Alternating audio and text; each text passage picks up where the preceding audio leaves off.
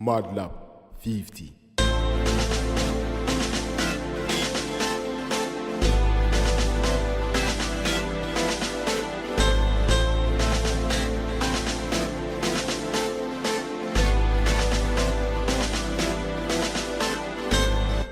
Hello fellow YouTubers, and welcome to this video. I've been wanting to make this video for a long time. The idea behind this series has been rooted in my head for about 13 months now.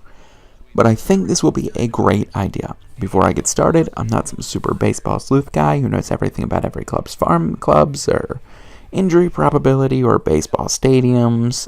Also, more so than in any sport, baseball can't be predicted accurately. It just can't be. Injuries, breakthrough seasons, bust seasons, mid-season trades, mid-season call-ups, sure, I'll be wrong quite a bit. So, go easy on me. But let's start this video off with the National League West Division. The bottom of the division is going to be home to the Padres, and this is quite sad in my opinion. When they got the Uptons, Matt Kemp and James Shields, I was pegging them as the National League West winners for years to come, and then I don't quite know what happened, to be honest. BJ Upton underperformed. Justin isn't as great as people like making him out to be. I'm on a tangent, but sorry. Let's look at what this team has done for this offseason. They lost Ian Kennedy, Justin Upton, Craig Kimbrell, Yonder Alonso, and Will Middlebrooks. And the only notable pickup I'm seeing is Alexei Ramirez. So I'm sure I'm missing someone, unless they're all rookies and minor league players, and that's why I'm not seeing any big names. James Shields is getting worse, and Tyson Ross was their best pitcher last year, believe it or not. So the pitching isn't exactly there. They lost the player who hit the most home runs in Justin Upton, and unless Kemp steps up in a big way, they have no replacement. And to be frank, I just don't see how this team is any better than the 74-88 team they were last year. I guess the management is putting the team in the rebuild mode by shedding a bunch of players who are sucking up a lot of money, and so I feel comfortable putting them in 5th place with 71 wins and 91 losses. I'm almost certain no decision in all 6 of these videos will be as controversial as this one, so y'all need to buckle up for it. I have the Giants in 4th place in the NLW. And before you guys literally blow up the comment section about even-numbered years and how great their haul was this offseason and Madison Bumgarner, you need to breathe. While you're doing that, let me explain myself here. Their quote-unquote great haul isn't that good if you really look at it. They got Jeff Samardzija, Johnny Cueto, and Denard Span. But let's actually look at these players, shall we? Jeff Samardzija is not a good pitcher. He just isn't, and I'm tired of hearing his name like he is. You know he's getting $90 million over 5 years? But for real, he's a 4 ERA guy. Yes, he eats innings, but he also does that while giving up 4 runs over 9. I can't stress this enough. He's had one good year as a starting pitcher. That was 2014 when he pitched to a 2.99 ERA for the A's and Cubs. But aside from that, he's never been good. Just last year, he had an ERA of 4.96. I just cannot stop saying this. He is not a good pitcher. You notice something funny about his teams he's played for? They were better once he was gone. The Cubs in 2014 sucked when he was there. The next year, they're a 97-win team. The White Sox should be a sleeper pick this year, and the A's went from being a force in the American League West before he came there to the sewers of their league the moment he left. Okay, now I'm done with him. So Cueto. This is where I get divided, honestly. He has been great up until he got traded last year, and then he fell off. So the question becomes, which Cueto will they get? 4.76 Cueto or 2.25 Cueto? And I know people will say he will regain form, but maybe he won't. That's what I'm thinking. The nice thing about Cincinnati was they weren't exactly a big market team.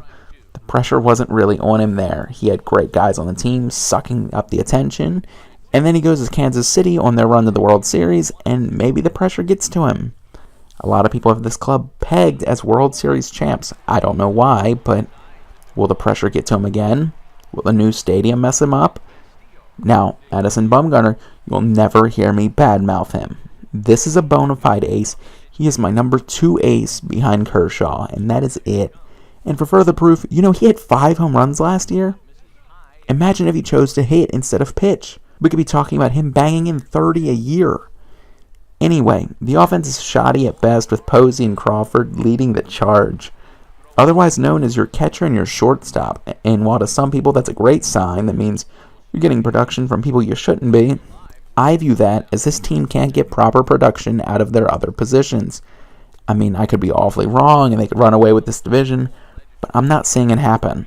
We have too many injury-prone guys, too many pitchers who are iffy or just garbage. I see them winning 74 games and losing 88. Just slightly better than that is where I slide the Colorado Rockies in. This team is bad for all the reasons I say the Orioles are bad. They have no pitching depth at all. Not a single one of their pitchers pitched over 149 innings last year. But they have definitely quietly improved this offseason with a big few moves. For one, Troy Tulowitzki is gone. They've been milking this guy for years, and he always gets injured. Now he's gone. Now can I get a good riddance? I'm not sure what the update is with Jose Reyes, but he should be a proper substitute for Troy if he plays all season. They also got a player that I'd knock every other team for getting, but for the Rockies it makes complete sense, and that player is Mark Reynolds. This is a player who will strike out a lot, but with the new hitter-friendly ballpark, he very well might knock in 20 to 30 homers again. Now let's admire this group of guys. You have Nolan Arenado, Mark Reynolds, Carlos Gonzalez, DJ LeMahieu, Nick Hundley, etc. But, again, they have no pitching depth. Now, maybe you're telling me, well, if they have no pitching, why are you giving them a spot above the Giants? Well, that's simple. The Rockies have no pitching. But pitchers going there don't have any pitching either. So it's almost fair. I really can't make it any clearer why you can't really pick against this team.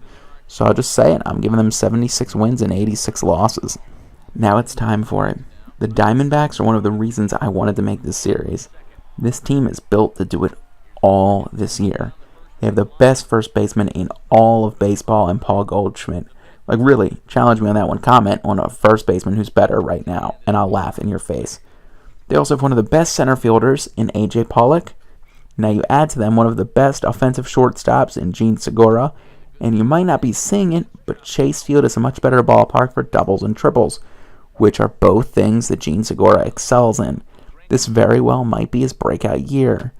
But realistically, the thing that is going to make this team or break this team is their new pitching depth. I'm pretty sure the shock of the entire offseason was Greinke going to the Diamondbacks. Even more shocking than Hayward going to the Cubs, in my opinion. This move immediately made them wildcard contenders. But they didn't stop there. No, they didn't. They got Shelby Miller, who I used to say is a debatable ace. So now you have two strong guys. Then you add in a healthy Patrick Corbin, and you really might have one of the best rotations in baseball. The offense was there last year, but the pitching wasn't. This year they lost some offense, but upgraded majorly in pitching. This might be the year for them, but I predict them winning a total of 91 games. Good for the second wild card spot, which does set up an amazingly exciting game. Zach Greinke and Adam Wainwright. I can't be the only person excited for that game, can I be? Anyway, the final team left is the Dodgers, and this one should go without saying. They have the best pitcher in baseball. You can argue he really might be the best pitcher ever, and Clayton pitches to a 2.13 ERA on a down year Kershaw. Yes, they lost Greinke, but they also gained Kenta Maeda and Scott Kazmir. While it's hard to look at spring training numbers for any sort of value, when I've put up these numbers, Kenta had a 1.89 ERA, so let's say he pitches to a 3. Kazmir had a 3.1 last year and owns a nasty career ERA of 3.96. But realistically, he doesn't have to be perfect because it's a strong offense with guys such as Adrian Gonzalez, Yasiel Puig, Andre Ethier, Jock Peterson, and Justin Turner. Plus, with a well-rested bullpen, because Kershaw is boss, if he can give the team a quality start, they very well might win the game. Don't think for a second I'm saying the team will be better off without Greinke, because that'd just be foolish. But I do think the team will still find a way to pull off a good year, especially being as the Dodgers just seem to love spending money and throwing it everywhere they can. Imagine a trade deadline pickup of Sonny Gray or Jay Bruce or James Shields, for instance. All is possible when you have the budget the Dodgers seem to have. And I can't stress this enough. They have Clayton Kershaw. They have Adrian Gonzalez. And every year it seems like some player comes up through their system and shocks the world. Will that happen again this year? It's wild card time, guys, where I look at one player from each team who I think will make or break the team this year. So let's dive right in, shall we, with James Shields for the Padres. This is a division where 3 teams have a true, without a doubt, ace. I mean, really look at this. Kershaw, Greinke, and Bumgarner are 3 of the best pitchers in baseball. Actually, I'd say they are 3 of the top 4, but that's just me.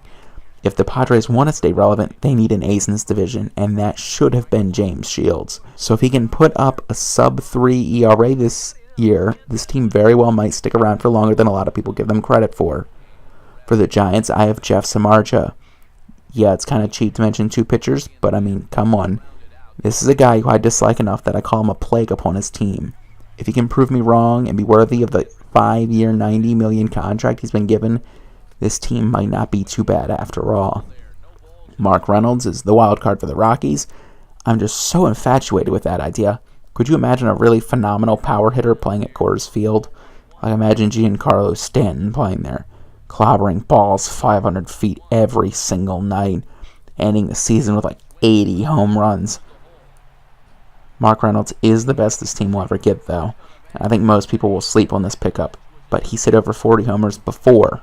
He very well might do it again. For the Diamondbacks, I give the wild card to Shelby Miller. I can't get enough pitchers in this list, I guess. But I mean, let's really look at how dominant the starting rotation could be with a dominant Greinke, Corbin, and Miller. That's like 3 ace-level guys on one club. Then for the Dodgers, I have Jock Peterson, which might surprise some people, but this is a guy who was setting the world on fire last year, and then his numbers fell off in a big way after the All-Star break. If he could recapture that ability from the first half, the Dodgers very well might dominate this division. If you've enjoyed the insane amount of work put into this video, and the 5 other videos in this series, please leave me a like. Even if you disagree, I want to hear why I'm wrong in the comments section. Or if you think I'm right, say that too. And don't forget to subscribe, because if enough people want it, I'll do more baseball videos. But thanks for watching, and peace out, home skillets and chicken grease. Here's a swing and a ground ball.